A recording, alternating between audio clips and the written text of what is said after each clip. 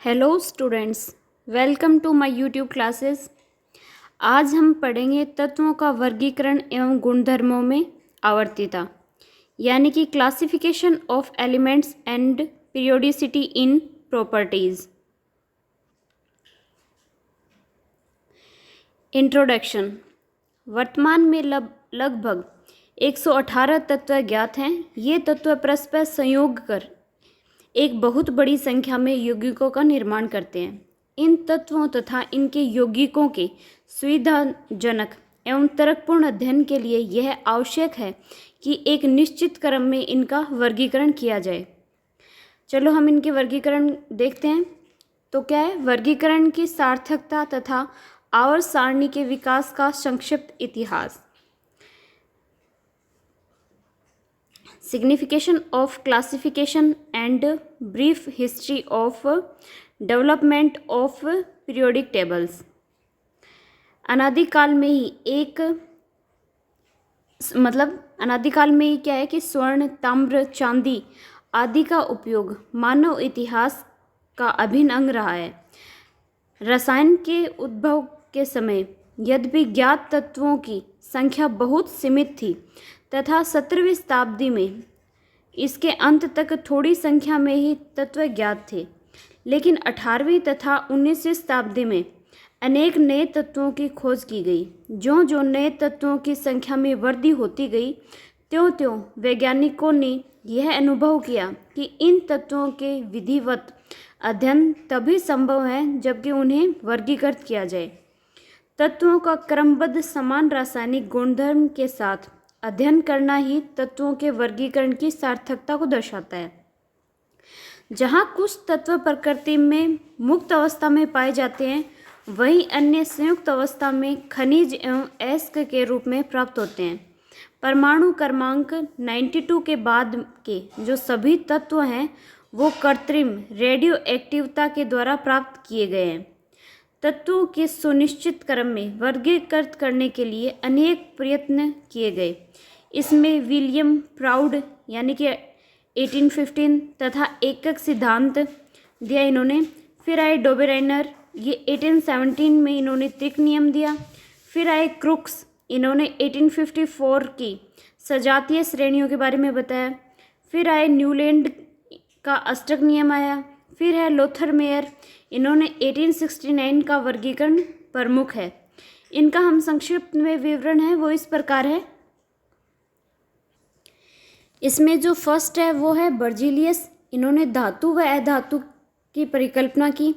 इन्होंने सर्वप्रथम बर्जीलियस हैं, उन्होंने उस समय ज्ञात तत्वों को धातु तथा अधातुओं में विभाजित किया, परंतु कुछ तत्व धातु होते हुए भी अधातुओं के गुणधर्म दिखाते हैं, यानी कि मेटल होते हुए भी वो नॉन मेटेलिक कैरेक्टर शो कर रहे हैं। इनके वर्गीकरण है वो अधिक समय तक नहीं चला। इनके जैसे कुछ एग्जाम्पल्स हैं, जैसे आयोडीन और ग्रेफाइट दोनों ही क्या हैं, नॉन मेटल्स हैं, यानी कि अधातु है, परंतु इसमें क्या होता है कि मेटेलिक यानी कि धात्विक चमक होती है। फिर सेकेंड इन्होंने बताया कि मरकरी है वो धातु है परंतु साधारण ताप पर द्रव है, यानी कि मरकरी है ये क्या है, मेटल है, लेकिन फिर भी ये जो नॉर्मल टेम्परेचर होगा उसमें ये लिक्विड फॉर्म में होगा। फिर है हाइड्रोजन तथा ग्रेफाइट है, ये क्या है, ये अधातु हैं, यानी कि नॉन मेटल है, फिर भी क्या है कि ये विद्युत के क्या होंगे, सुचालक होंगे। वैसे नॉन मेटल्स होते हैं वो क्या होते हैं, कुचालक होते हैं, लेकिन हाइड्रोजन और ग्रेफाइट है ये अधातु हैं, लेकिन फिर भी क्या होता है कि ये विद्युत के सुचालक हैं। इसी प्रकार लिथियम तथा सोडियम ये धातु होते हुए भी क्या है कि हल्के तत्व हैं। फिर है आर्सेनिक तथा एंटीमनी, ये धातु व अधातु दोनों के गुण रखते हैं, अतः इन तत्वों को उपधातु यानी कि मेटलोइड कहते हैं। फिर इसके बाद में आए प्राउड की परिकल्पना के बारे में देखें तो इसके बाद में प्राउड की सन 1815 ईस्वी में परिकल्पना के अनुसार सभी तत्व हाइड्रोजन के परमाणुओं से मिलकर बने हैं, परंतु अधिकांश तत्वों के परमाणु द्रव्यमान पूर्णांकों में नहीं हैं।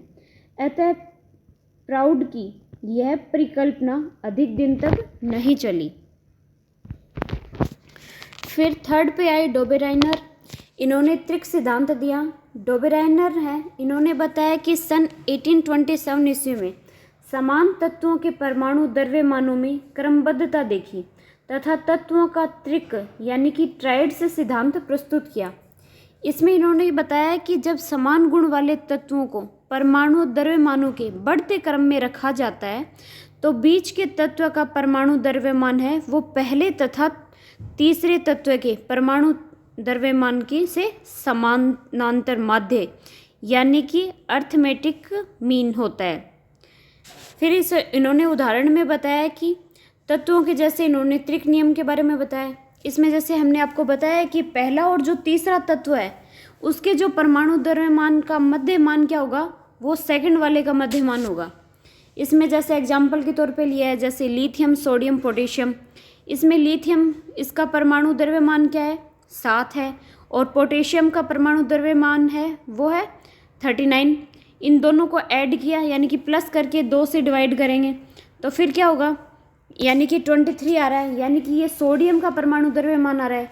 यानी कि फर्स्ट और थर्ड को प्लस करके अगर 2 से डिवाइड कर रहे हैं तो उसका जो माध्य मान आएगा यानी कि जो द्रव्यमान आएगा वो सेकंड वाले एलिमेंट का द्रव्यमान होगा। इसी प्रकार से उन्होंने कुछ एग्जांपल्स दिए, जैसे क्लोरीन, ब्रोमीन, आयोडीन के बारे में बताया। जैसे क्लोरीन का जो होता है परमाणु द्रव्यमान यानी कि एटॉमिक मास है वो कितना होगा, 35.5। इसको इन्होंने आयोडीन का जो एटॉमिक मास है 127 इसमें ऐड किया और 2 से डिवाइड किया तो जो इसका माध्य मान है वो आ रहा है जो 81.2 यानी कि लगभग, यानी कि लमसम कितने, ब्रोमीन के इक्वल ही आ रहा है। तो इन्होंने ये बताया कि फर्स्ट और जो थर्ड एलिमेंट है इनका जो परमाणु द्रव्यमान का जो योग होगा उसमें 2 से डिवाइड करेंगे तो सेकंड वाले का परमाणु द्रव्यमान का मध्यमान आ जाएगा।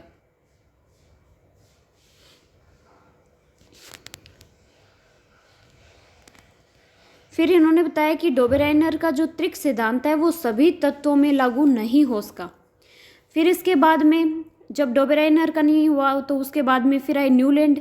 इन्होंने अष्टक नियम दिया। इसमें न्यूलैंड ने सन 1863 ईस्वी में उस समय तक ज्ञात 63 एलिमेंट्स को 8-8 के समूह में वर्गीकृत कर अष्टक नियम का प्रतिपादन किया। यानी कि यदि तत्वों को उनके बढ़ते हुए परमाणु द्रव्यमान के क्रम में रखा जाए तो प्रत्येक तत्व अपने 8वें तत्व के समान गुणधर्मों वाला होगा। जैसे कि संगीत के 8 स्वर होते हैं, जैसे सा रे गा मा पा धा नि सा, उसी के अकॉर्डिंग इन्होंने बताया। जैसे देखो आप, इसमें बताया गया जैसे कि संगीत के स्वर हैं, जैसे संगीत के स्वर हैं जैसे सा रे गा मा पा धा नि सा, यानी कि 7 स्वर लगा रहे हैं लेकिन 8वां जो स्वर है वो फर्स्ट के इक्वल आ रहा है यानी सा आ रहा है। वैसे ही हम देखेंगे जैसे एलिमेंट्स लिए lithium, beryllium, boron, carbon, nitrogen, oxygen, fluorine.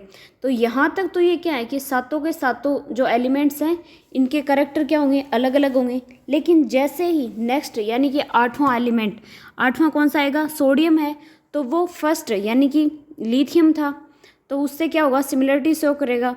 तो इसी प्रकार इन्होंने बताया इसके बारे में।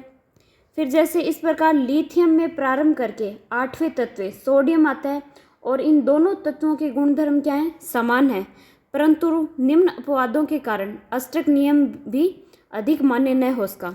ये कुछ नियम कौन से हैं जिनके अकॉर्डिंग ये मान्य नहीं हुआ, जैसे कि अधिक परमाणु द्रव्यमान वाले तत्वों पर यह नियम लागू नहीं होता है, यानी कि एटॉमिक मास जिसका ज़्यादा है उनके ऊपर ये नियम लागू नहीं हो रहा है।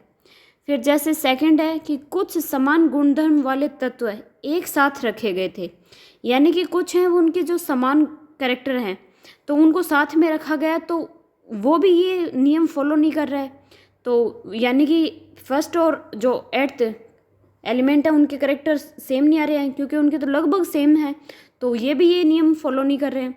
फिर ऐसे ही जैसे थर्ड है कि अज्ञात तत्वों के लिए इस वर्गीकरण में कोई स्थान सुरक्षित नहीं रखा गया, यानी कि जो अज्ञात तत्व हैं तो उनके बारे में कुछ सुरक्षित स्थान नहीं रखा गया, तो उनके बारे में हम बता नहीं पा रहे हैं कि वो कैरेक्टर सिमिलर है या नॉन सिमिलर है, तो ये अलग हो गया। फिर जैसे कि फोर्थ पॉइंट है कि उत्कर्ष गैस यानी कि नोबल गैसेज की खोज के पश्चात जो नवा तत्व है प्रथम तत्व के समान था, न कि आठवां। यानी कि जब नोबल गैसेज आई तब पता चला कि पहला तत्व आठवें से समानता नहीं, बल्कि पहला तत्व है वो नौवां जो एलिमेंट है उससे करेक्टर सेम मैच कर रहा है, यानी शो कर रहा है कि वो समान है।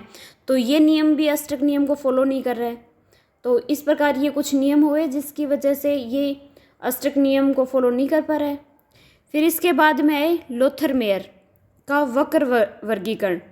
लोथरमेयर इन्होंने सन 1869 ईस्वी में तत्वों के परमाणु द्रव्यमान और परमाणु आयतनों के मध्य एक ग्राफ यानी कि वक्र खींचकर बताया कि समान गुणधर्म वाले तत्व इस वक्र पर समान स्थितियों पर पाए जाते हैं तथा परमाणु द्रव्यमानों की वृद्धि के साथ परमाणु आयतनों में भी निश्चित समानता अर्थात आवर्तिता यानी कि पीरियोडिसिटी होती है।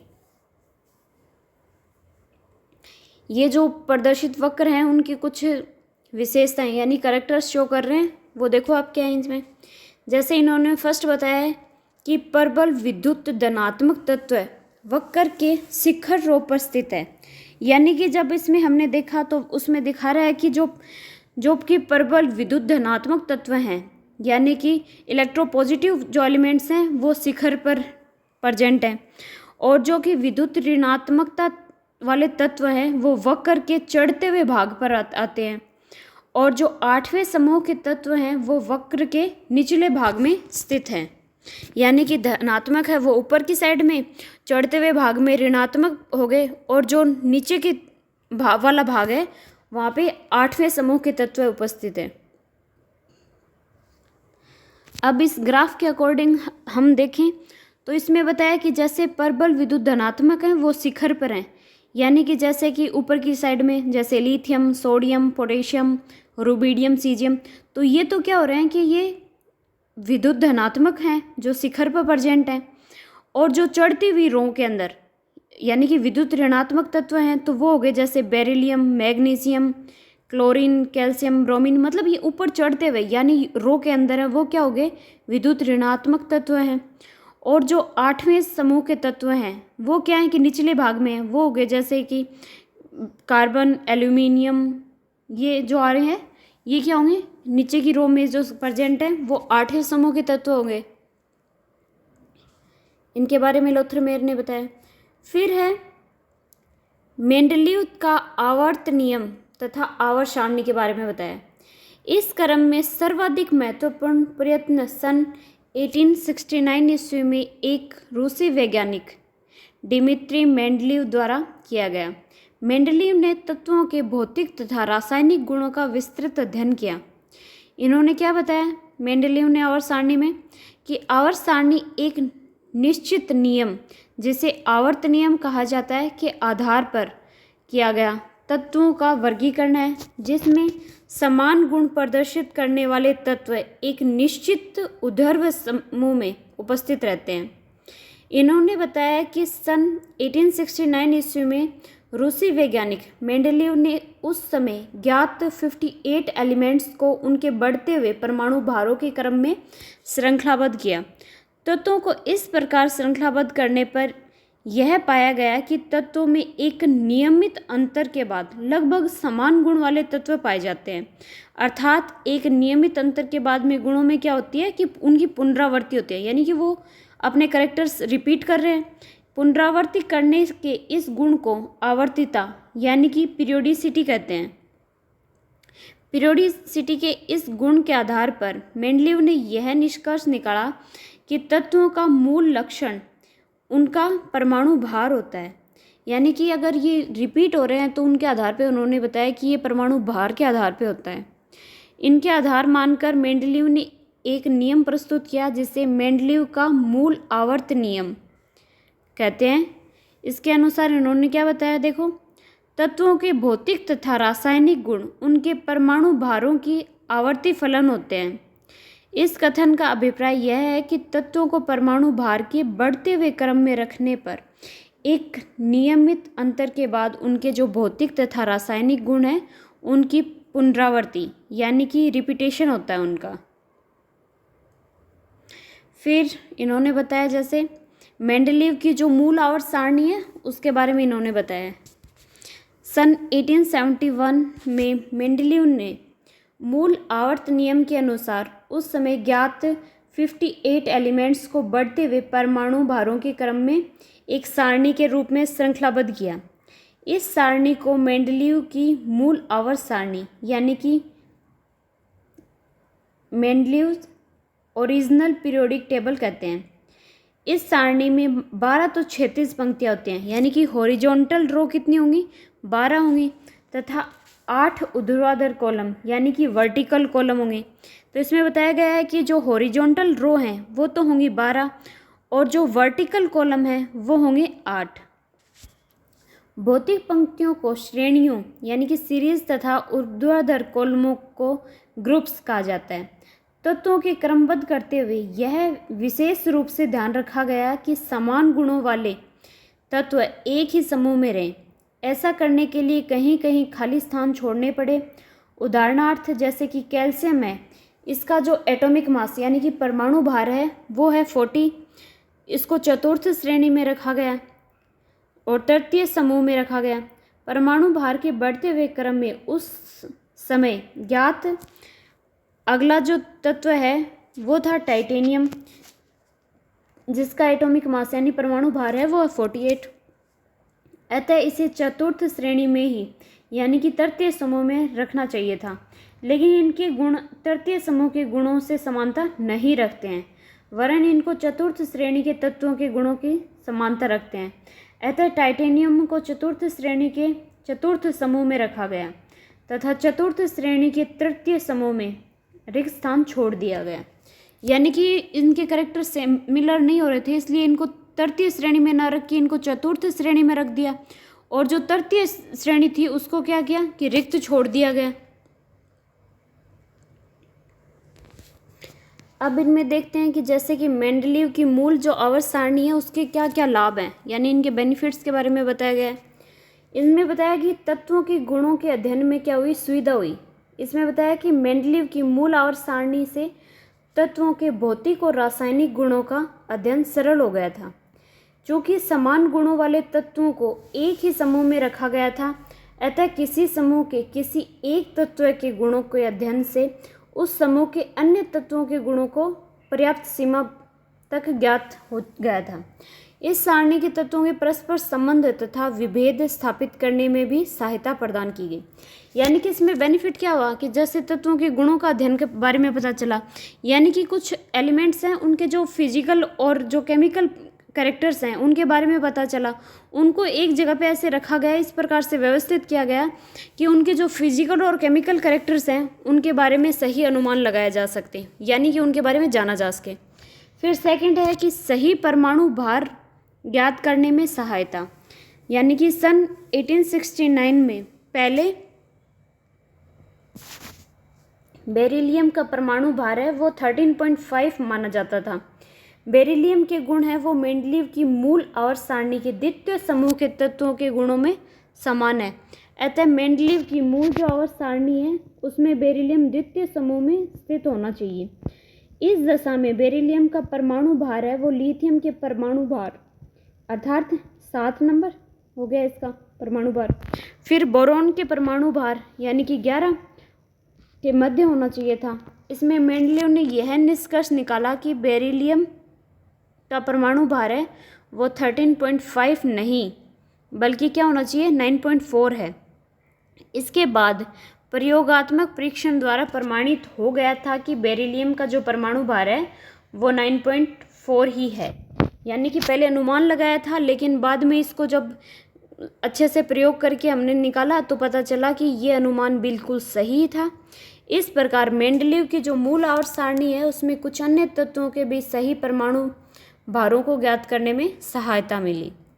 फिर है कि जैसे कि नए तत्वों की खोज तथा अनुसंधान में सहायता। जैसा कि पहले बताया गया है कि मेंडलीव के जो मूल आवर्त सारणी में कुछ रिक्त स्थान छोड़े गए थे। ये रिक्त स्थान उन तत्वों से संबंधित थे जिनकी खोज उस समय तक नहीं हुई थी। इन अज्ञात तत्वों के गुणों तथा परमाणु भारों की भविष्यवाणी कर दी गई थी। नए तत्वों की खोज के साथ साथ इन रिक्त स्थानों की पूर्ति होती चली गई और उनकी गुण तथा परमाणु भार पहले की गई भविष्यवाणी के अनुसार ही थे। यानी कि पहले जो भविष्यवाणी यानी कि जो जिनके अकॉर्डिंग उनका स्थान छोड़ा गया था तो वो वहाँ पे बिल्कुल फिट हो रहे थे। इसमें इनकी खोज की पुष्टि हुई। जैसे कि स्कैंडियम है, उसका जो परमाणु भार है वो है 44.9, गैलियम है उसका एटॉमिक मास है 69.7, जर्मेनियम है इसका एटॉमिक मास है 72.6। ये इनके उदाहरण हैं। इस प्रकार मेंडलीव की मूल आवर्त सारणी में नए तत्वों की खोज तथा अनुसंधान में सहायता मिली। तो ये इनके कुछ बेनिफिट्स थे जिनसे काफ़ी हेल्प मिली। अब मेंडलीव की जो मूल आवर्त सारणी है इसके कुछ दोष भी हैं जिनके बारे में हम देखेंगे। यद्यपि मेंडलीव की जो मूल आवर्त सारणी में रसायन विज्ञान के अध्ययन तथा विकास में महत्वपूर्ण योगदान रहा तथा उनमें कुछ कमियां रह गई थी, इनके कारण तत्वों के वर्गीकरण की इन योजनाओं में परिवर्तन की आवश्यकता समझी गई। इसके जो प्रमुख दोष हैं वो निम्न हैं। इनमें क्या क्या इनकी कमी थी उनके बारे में देखें तो जैसे कि परमाणु भारों के क्रम में परिवर्तन, यानी कि मेंडलीव की मूल जो आवर्त सारणी है इसके प्रकाशन के बाद भी विभिन्न वैज्ञानिकों ने विभिन्न तत्वों के परमाणु भारों को ज्ञात करने तथा उनका पुष्टिकरण करने के लिए विभिन्न प्रयोग किए। इन प्रयोगों द्वारा यह ज्ञात हुआ कि अनेक जो तत्व हैं उनके परमाणु भार मेंडलीव द्वारा सही माने गए। उनके परमाणु भारों में भी, लेकिन उनके परमाणु भार से क्या है, भिन्न है। मेंडलीव की कुछ आवर्त सारणी से सभी तत्वों के परमाणु भारों के प्रयोगों द्वारा स्थापित मानों को रखने से यह पाया गया कि कहीं कहीं परमाणु भारों के बढ़ते हुए क्रम में परिवर्तन हो जाता है। यानी कि इनके जो परमाणु भार है उनके क्रम में क्या हुआ, चेंजमेंट हो रहा है, परिवर्तन हो रहा है। तो ये क्या हुआ, इनका एक मेन जो दोष है यानी कमी है। फिर सेकंड देखा कि मेंडलीव ने टेलुरियम का परमाणु भार 125 तथा आयोडीन का परमाणु भार 127 मानकर टेलुरियम को आयोडीन से पहले रखा। प्रयोगों द्वारा यह स्थापित हो गया था कि टेलुरियम का परमाणु भार है वो 127.6 है तथा आयोडीन का परमाणु भार है वो 126.9 है। अतः ये दो तत्व हैं मेंडलीव की मूल आवर्त सारणी में परमाणु भार के बढ़ते हुए क्रम में न होकर के घटते हुए क्रम में, यानी कि परमाणु भार है वो बढ़ना चाहिए था लेकिन इनके अकॉर्डिंग क्या हो रहा है कि परमाणु भार कम हो रहा है। तो ये उनकी एक कमी हो गई। इसी प्रकार जो अनेक नए तत्वों के लिए उचित स्थान का अभाव, इसमें अगर देखें तो कि कुछ नए तत्वों की खोज के बाद में उनके मेंडलीव ने मूल आवर्त सारणी में जो जगह छोड़ी थी, रिक्त स्थान छोड़े थे उनके, उसके हिसाब से मेंडलीव ने मूल आवर्त सारणी में छोड़े गए स्थानों में उनकी पूर्ति होती गई। इसके विपरीत नए तत्वों की खोज के बाद उनको मेंडलीव मूल आवर्त सारणी में उचित स्थान नहीं मिल पाया। या तो उनके परमाणु भार के बढ़ते क्रम में रखा जा सकता था या उन्हें समान गुणों वाले तत्वों के समूह में रखा जा सकता था, लेकिन ऐसा क्या हुआ, ऐसा नहीं हुआ। इसके परमाणु भार के बढ़ते हुए क्रम में साथ साथ समान गुणों वाले तत्वों के समूह में भी हो। उदाहरण के लिए अगर हम देखें जैसे अक्रिय गैस, दुर्बल मृदा तत्व आदि, तो ये होंगे। फिर है थर्ड, समस्थानिकों तथा समभारिकों की खोज। समस्थानिक और समभारिकों की खोज हुई। जैसे नाम से ही ज्ञात हो रहा है समस्थानिक, यानी कि जैसे कोई भी दो एलिमेंट्स लिए तो उनका एटॉमिक मास तो क्या होगा, सेम होगा, यानी कि वो समस्थानिक है, ठीक है। और समभारिक यानी कि एटॉमिक मास क्या होगा, वो सेम होगा, यानी कि समभार यानी भार समान है। इसके बारे में बताया गया। समस्थानिकों तथा समभारिकों की खोज के बाद यह स्पष्ट हो गया कि तत्वों का मूल लक्षण उनका परमाणु भार नहीं होता है। समस्थानिकों का परमाणु भार भिन्न होता है परंतु उनके गुण समान होते हैं, यानी कि उनके जो भार है वो तो क्या हुआ है, भिन्न है, लेकिन उनके स्थान क्या, उनके गुण क्या है, कैरेक्टर, वो तो सेम है। समभारिकों के परमाणु भार समान होते हैं परंतु उनके गुण क्या होते हैं, भिन्न होते हैं। मेंडलीव की मूल आवर्त सारणी में समस्थानिकों तथा समभारिकों को कोई स्थान नहीं दिया जा सकता है। अतः मेंडलीव को मूल आवर्त सारणी में सुधार की आवश्यकता समझी गई। फिर फोर्थ इसमें बताया गया जैसे तत्वों का मूल लक्षण उनका परमाणु क्रमांक है, यानी कि परमाणु क्रमांक व रेडियो एक्टिवता की खोज के बाद यह स्थापित हो गया था कि तत्वों का जो मूल लक्षण है वो उनका परमाणु भार नहीं बल्कि उनका परमाणु क्रमांक है। अतः तत्वों को उनके परमाणु भार के बढ़ते हुए क्रम में रखकर उनके सारणी के रूप में श्रृंखलाबद्ध करने का कोई औचित्य नहीं है, यानी कि उनको एटॉमिक मास के सीक्वेंस में रखने की ज़रूरत नहीं है, उनको एटॉमिक नंबर यानी कि परमाणु क्रमांक के आधार पर रखा जाए तो वो सही है, ये देखा गया। फिर बाद में आई आधुनिक आवर्त नियम तथा मेंडलीव की संशोधित आवर्त सारणी। परमाणु संरचना, रेडियो एक्टिवता, समस्थानिकों व समभारिकों की खोज तथा मेंडलीव की मूल आवर्त सारणी की असंगतियों से ये स्पष्ट हो गया कि तत्वों का जो मूल लक्षण है वो परमाणु भार न होकर के उनका परमाणु क्रमांक होता है। इस आधार पर मोज़ले ने सन 1913 में मेंडलीव के मूल आवर्त सारणी का संशोधन करके एक नया नियम प्रस्तुत किया जिसे आधुनिक आवर्त नियम कहते हैं। आधुनिक आवर्त नियम फिर अगर देखें तो किसने दिए? मेंडलीव ने नहीं, मोज़ले ने। यानी कि आधुनिक आवर्त सारणी का अगर जन्मदाता बोलें तो वो होंगे मोज़ले। फिर है जिनके तत्वों के भौतिक तथा रासायनिक गुण उनके परमाणु क्रमांकों के आवर्ती फलन होते हैं।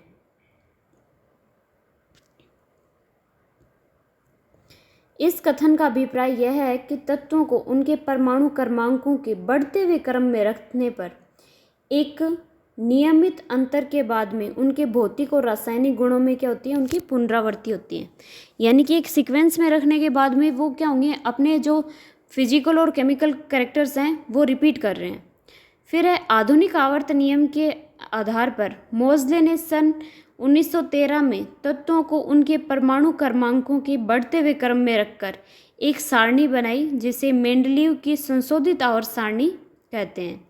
यानी कि जैसे मेंडलीव ने तो परमाणु भार के आधार पर किया था, वैसे ही मोज़ले ने क्या किया? परमाणु क्रमांक के आधार पर किया। यानी कि उसका संशोधन हुआ मेंडलीव की आवर्त सारणी का, यानी कि संशोधन करके इन्होंने परमाणु क्रमांक के बढ़ते हुए क्रम के अकॉर्डिंग नई आवर्त सारणी का फॉर्मेशन किया। इस सारणी में 7 आवर्त यानी कि पीरियड्स कितने होते हैं? 7 हैं। 7 आवर्त हैं वो 10 क्षैतिज पंक्तियों द्वारा बने होते हैं जिन्हें श्रेणियाँ यानी कि सीरीज कहते हैं। पहले, दूसरे, तीसरे और 7वें आवर्त में एक एक क्षैतिज पंक्तियाँ तथा चौथे, 5वें व 6ठे आवर्त में 2-2 क्षैतिज पंक्तियाँ। तो आप याद रखो जैसे कि इसमें क्या बताया है कि 2-2 क्षैतिज पंक्तियाँ, तो 2-2 तो कौन से में हुई? चौथे, 5वें और 6ठे। 4, 5, 6 उनमें तो क्या होगी? 2-2 क्षैतिज पंक्तियाँ हैं। और वो जो पहले वाले थे यानी कि पहला, दूसरा, तीसरा और 7वां, उनके अंदर क्या होगा? उनके अंदर एक एक क्षैतिज पंक्ति होगी।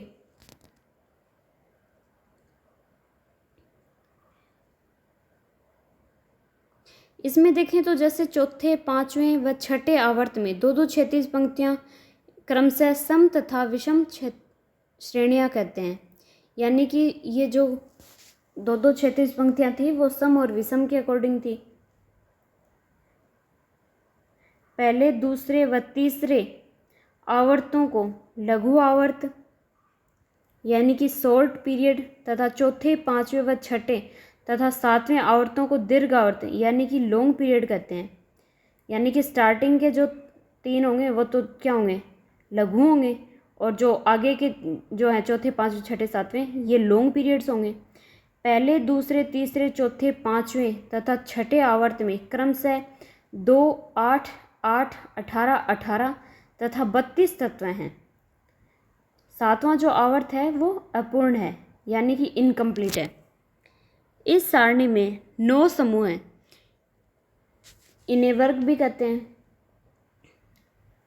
इसमें वर्ग कहते हैं इनको। इसमें जैसे first, second, third, fourth, fifth, sixth तथा 7वां समूह 2-2 ऊर्ध्वाधर कॉलमों द्वारा बने होते हैं। फर्स्ट व सेवंथ समूह के इन ऊर्ध्वाधर कॉलमों को उपवर्ग या उप समूह यानी कि सब ग्रुप कहते हैं। इन उपवर्गों को उपवर्ग ए तथा उपवर्ग बी कहते हैं। और 8th समूह में 3 ऊर्ध्वाधर कॉलम होते हैं। इनके बाद शून्य समूह आता है, यानी कि शून्य समूह। इसमें केवल एक ऊर्ध्वाधर कॉलम स्थित होता है।